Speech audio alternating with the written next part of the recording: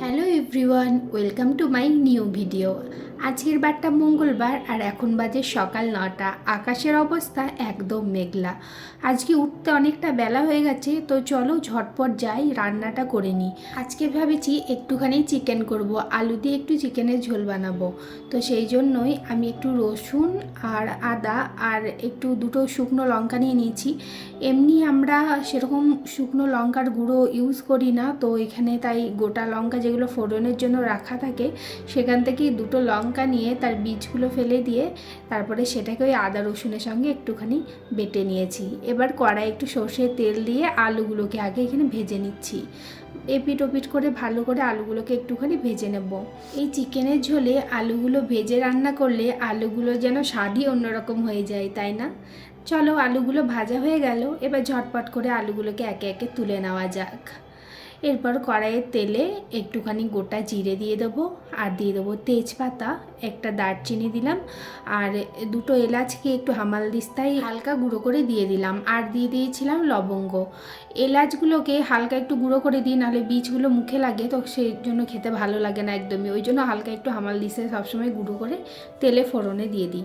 আর এদিকে একটা পেঁয়াজ কেটে রেখেছিলাম কুচি কুচি করে, পেঁয়াজটাকে দিয়েও হালকা ভেজে নিচ্ছি। এদিকে দেখো পেঁয়াজটা ভাজা হয়ে গেছে, ওই আদা রসুন যে টমেটো না, আদা রসুন লঙ্কা যে বাটাটা সেটা এবার এখানে দিয়ে দিলাম, দিয়ে ভালো করে একটুখানি কষিয়ে নেবো। যেহেতু ওর এখন অনেক কাজের চাপ আর রাত জেগে একটু কাজ করতে হচ্ছে, তাই সকালের দিকে অফিসটাও একটু লেটেই যাচ্ছে, সেই কারণে আমার বেশ সুবিধাই হয়েছে। তো আজ উঠতে বেলা হলেও টাইমে সব কিছু ম্যানেজ হয়ে যাচ্ছে। এবার টমেটো দিলাম, আর দিয়ে দিলাম স্বাদ অনুযায়ী নুন, হলুদ গুঁড়ো আর একটু ধনে গুঁড়ো দিলাম, আর ওই মিক্সি ধোয়া জলটা দিয়ে দিলাম। দিয়ে ভালো করে এটাকে একসাথে মিশিয়ে একটু কষিয়ে নেবো।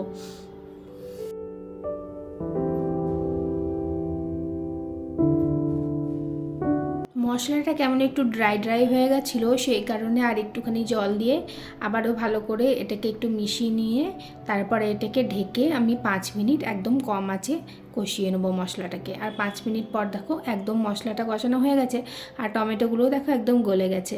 এবার আবারও একবার ভালো করে সমস্ত কিছু টমেটোটার সাথে মিশিয়ে নেবো, আর তারপরে একটু ফ্যাটানো টক দই রেখেছিলাম সেটা দিয়ে দিচ্ছি। এখানে ওই 4 চামচ মতন দই আছে, তো এটাকে ভালো করে ফেটিয়ে রেখেছিলাম, ওটা দিয়ে আবারও ভালো করে এই মশলাটার সাথে মিশিয়ে নিচ্ছি।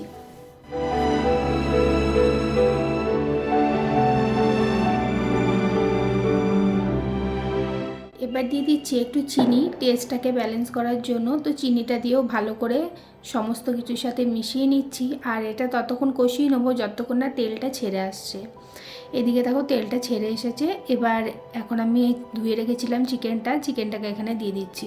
এবার চিকেনটাকেও ভালো করে মশলাটার সাথে ভালো করে মিশিয়ে কষিয়ে নেবো। ফ্লেমটা একটু বাড়িয়ে দিয়েছি, আর তারপরে ভালো করে মাংসটাকে একদম মিশিয়ে নিচ্ছি। প্রথমে হাই ফ্লেমেই আমি মিশিয়ে নিই নর্মালি মাংসটাকে, তাহলে ভালো হয়, নাহলে অনেক জল বেরিয়ে যায় আর জলটাকে মারতে মারতে প্রচুর টাইম লেগে যায়।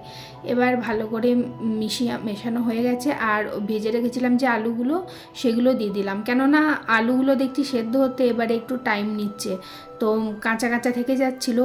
এর আগেও একদিন করেছিলাম, তখন ভালো সেদ্ধ হচ্ছিল না, তো আজকে ভেবেছি চিকেনটা করার সময়ই আলুটা দিয়েও কষিয়ে নেবো একদম, তাহলে আলুটাও খুব ভালোভাবে সেদ্ধ হয়ে যাবে।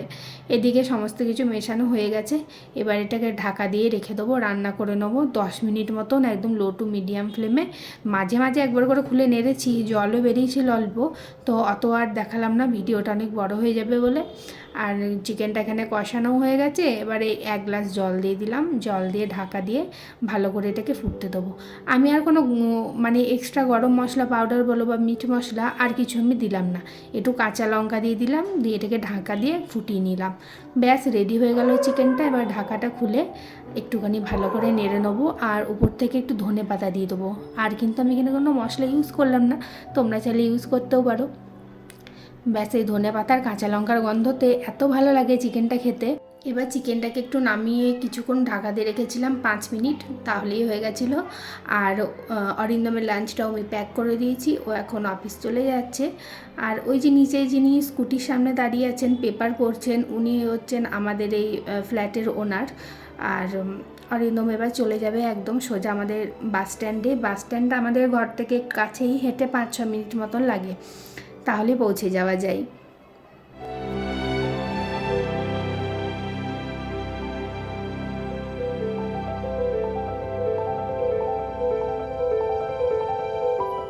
সামনের রাস্তাটা ওই যে একটা ট্রাক দাঁড়িয়ে আছে দেখতে পাচ্ছ, তার পাশ দিয়েই ও যাচ্ছে। যাওয়ার সময় একবার এইখানে দাঁড়িয়ে থাকি, ও একবার তাকায়, সেই কারণে।